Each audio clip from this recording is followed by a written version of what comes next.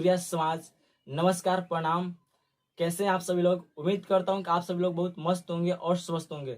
मैं सुजीत कुमार आज के इस वीडियो में लेकर आए हुए हैं भोजपुरी के सुपर हिट कलाकार पावर स्टार पवन सिंह के न्यू सॉन्ग के रिलीजिंग के बारे में। जिन सॉन्ग का बहुत बेसब्री से इंतजार था, आज वो सॉन्ग आप लोगों के बीच में उषा फिल्म के द्वारा रिलीज हो चुका है, जिस सॉन्ग का नाम है चूड़ी हरी हरी। इस सॉन्ग में आपको सबसे सुपर हिट एक्टर हैं जो कि आपको हिट का काम किए, वो है आपको आस्था सिंह। इस सॉन्ग को राइट किए हैं आपको आशुतोष तिवारी, और इस गाने को म्यूजिक डायरेक्टर जो है वो है आपको प्रियांशु सिंह।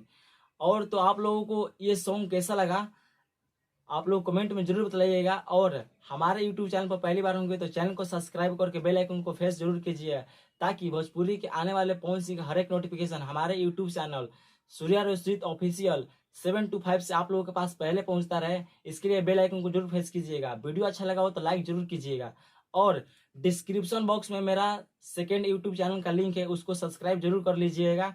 और भोजपुरी के ऐसे हर एक नोटिफिकेशन के लिए सब्सक्राइब कीजिए हमारे यूट्यूब चैनल सूर्य रोस्ट्रीट ऑफिशियल, और बेल को दबाना ना भूलिएगा। वीडियो अच्छा लगा हो तो लाइक जरूर कीजिएगा, कमेंट में जरूर बताइएगा कि आप लोगों को वीडियो कैसा लगा।